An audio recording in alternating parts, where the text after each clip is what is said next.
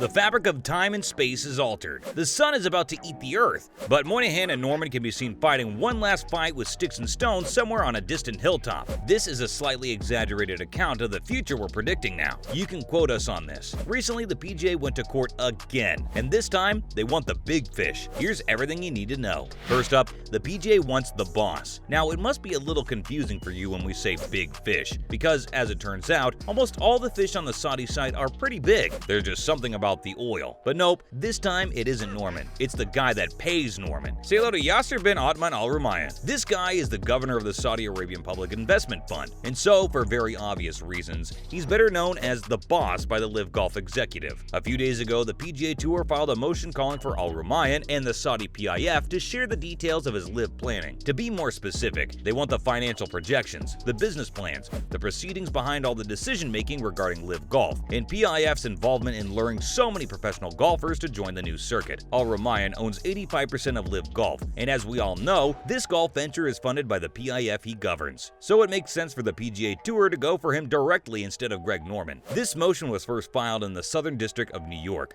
but then the attorneys from both sides agreed to bring it back to Northern California, where the big bad antitrust lawsuit is also chilling in the freezer, waiting to be defrosted in January of 2024. Following up, will they likely get the boss? See, the final boss in any game is the hardest to defeat, but at least those bosses give you a chance. But here, the final boss refuses to appear in this messed up golf version of a video game. Set to go. Just 85 yards. I like the way Keegan's hit wedges. This is the problem that the PGA Tour will face in the struggle to make this motion fruitful. The tour wants the PIF and its boss to appear in court, but Al Rumayyan has an interesting card to pull: the Foreign Sovereign Immunities Act. This act lists the circumstance under which a foreign state is immune from the suits held in the United States. The same attorneys representing LIV Golf and the three plaintiffs in the antitrust lawsuit have also taken the case for Al Rumayyan in the PIF, and under the Immunities Act, they claim no court in the United States with jurisdiction over them. Pretty neat, huh? Understandably, this has made the tour pretty annoyed and furious. They want the other side to provide responsive, coherent documents, while the other side's like, nope, you have no power here. Still, the tour has made quite a valid point regarding this very convenient immunity. According to them, there's no reason the PIF and its governor should be free from the jurisdiction in the United States because they have business headquarters in the US. Oh, and also, most of the events of the Rebel League, in which the Saudi PIF invested a mighty $2 billion, were held in America. There you go, yet another front for where this battle can potentially branch into another battle. Isn't it fun? The group in front has waved them up. That's the power group.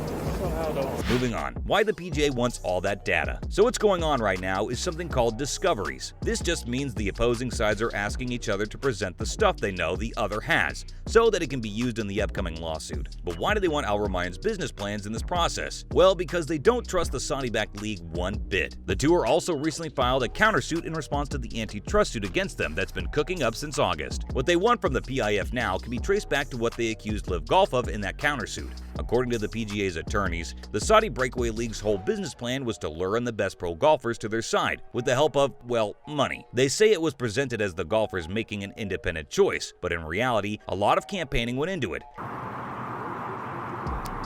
Okay.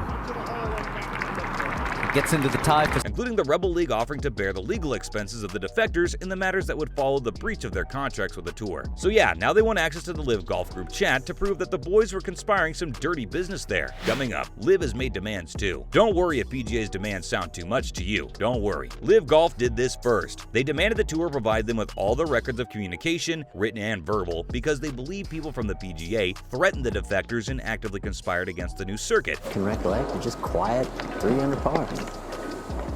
Yeah, and he's definitely looking. Judge Susan Van Koolen found a middle ground and asked the tour to bring forth the communication records of the people from the PGA who were authorized to speak on their behalf to golfers and other golf entities. Only recently, the number of these authorized people was raised from 13 to 31. These people were able to influence the organizations like the DP World Tour, the USGA, R&A, Augusta National, and Official World Golf Ranking. So basically, every organization is either giving or planning to give Norman and his dear league a lot of trouble. As you might have guessed, Norman's side believes it's the PGA that turned everyone against them, and so, just like the tour, he's only missed one green in regulation. This was actually a moment ago.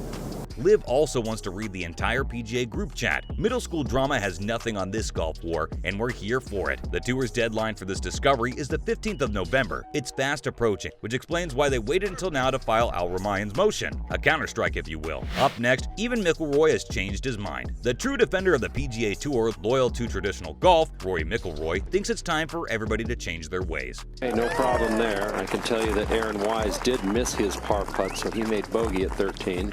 There were days when this guy wouldn't pull his punches when he'd roar back at the LIV League at any given moment. But even he thinks this has gone too far and is now hurting the game of golf. PGA Tour season, it is Rory McIlroy with his extraordinary... McIlroy recently urged both sides to sit together and work towards a compromise, no matter how long it takes. As he sees it, golf as a sport isn't as expansive as maybe football is. In football, many worlds exist at the same time. On the other hand, the golf universe is limited, which gives it much less rooms for feuds and a greater need for coexistence. Otherwise, the sport will fall apart. That's a great insight, Mr. McIlroy, but where was it a few months ago when the battle was just starting to look dangerous? A little above his feet, so I imagine he's going to try to draw it, but needs to be careful of that bunker right at the green. Where was it when the defectors were being sanctioned left and right? Where was it when the Westfold fell? Not to mention Norman's game. Greg Norman's attitude towards peace changes every few months. He said he was done with the PGA Tour and would not talk to them because his product was successful. That position where if I made 3 and Nick made 5, it was a totally different ball game. Now he says he's game. The only condition he has is that the tour must reach out first. He won't be the first one to call. He also said there was always room for negotiations. He said always 4 times. Maybe he means it, guys. He also mentioned that his side has tried to talk with the PGA many times, but with no luck. Now let's talk about golf's future. First off, is more good? In the next 6 months, we'll have the answer to a question that many golf fans like to avoid, mostly because they fear they won't like the answer. How much pro golf can one consume? Whether you like it or not, LIV Golf is here. So in 2023, along with the big tournaments like the Masters, there will also be important LIV events. This means there'll be more golf, but is more golf good? Probably not. Why it could be a problem? See, fans usually have trouble keeping up with as little as 2 tournaments at once. In the next 6 months, we might have 3 to keep track of. We're afraid professional golf as a sport isn't the kind of sport you can binge consume for days on end. So the worst that can happen within the next year is the fans losing their appetite for golf on TV because they just got fed in excess. Lastly, the scattered players. This is another aspect that could make fans lose their track and patience with golf. With so many talented golfers now divided between circuits of 59, and Ricky Fowler,